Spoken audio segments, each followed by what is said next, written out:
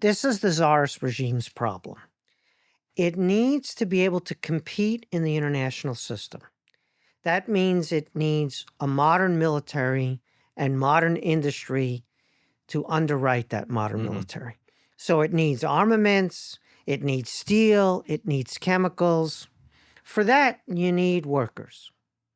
So you want the workers only to work in the industry. You don't want them, for example, to have a labor movement or to go on strike or to have ideas about how politics should be organized. Similarly, with the intellectual side, you need the engineers. You need the engineers in order to design and build the modern attributes that you need to compete as a global power.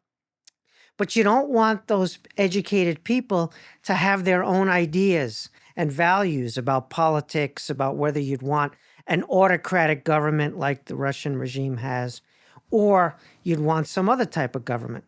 So all of these countries in the modern period have this dilemma: importing modernization, but keeping out the political side, the value side that goes along with that.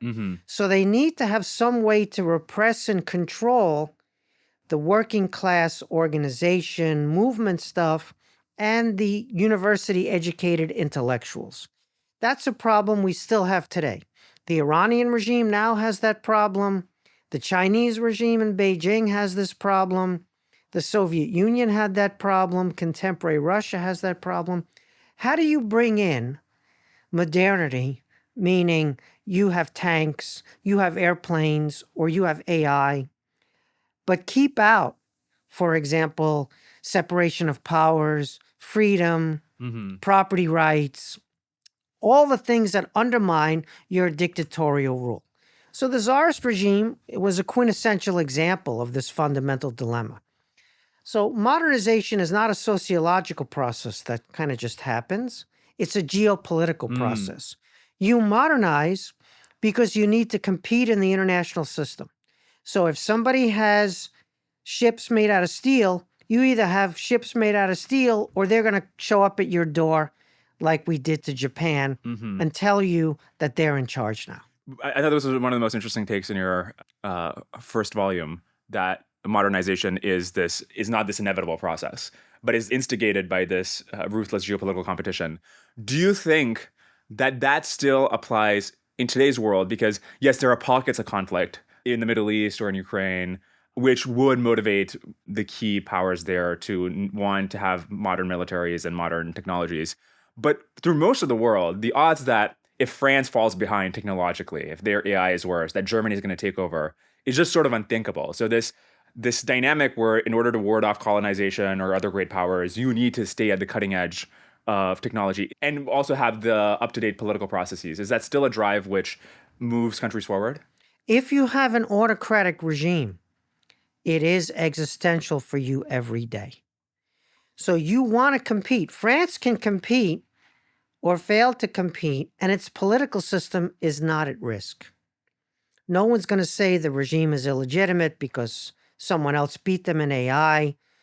Students are going to protest in the streets. That's not going to mean that the regime is going to fall. There may be a change of government, but the system remains. You have this dilemma for the authoritarians. So you think about Peter the Great. I need to compete against the great powers, so I need to have a navy. To get a navy, I need to have the industry that supports a navy. I need to have the officers. I need to have the technical skills. And so I need to have all of that to be able to compete. But I have this autocratic regime. So how do I retain the social structure, the hierarchy, the non-elected, non-legitimate in some ways based upon modern understandings of constitutional order? How do I retain that while I'm importing these attributes of modern power? So that's the stuff that persists today for Iran, Russia, China, North Korea. So they have to get very good at holding at bay those attributes of modernity that threaten their political regime while importing as much as they can of the attributes. But it's two sides of the same coin.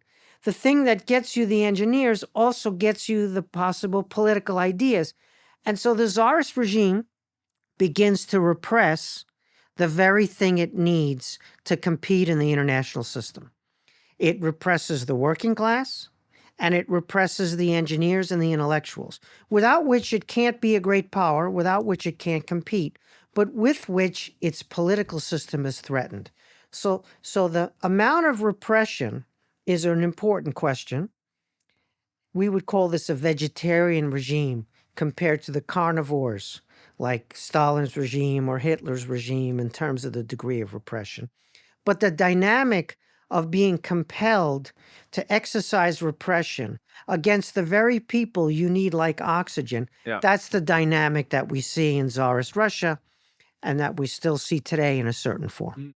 If you enjoyed this clip, you can watch the full episode here and subscribe for more clips. Thanks.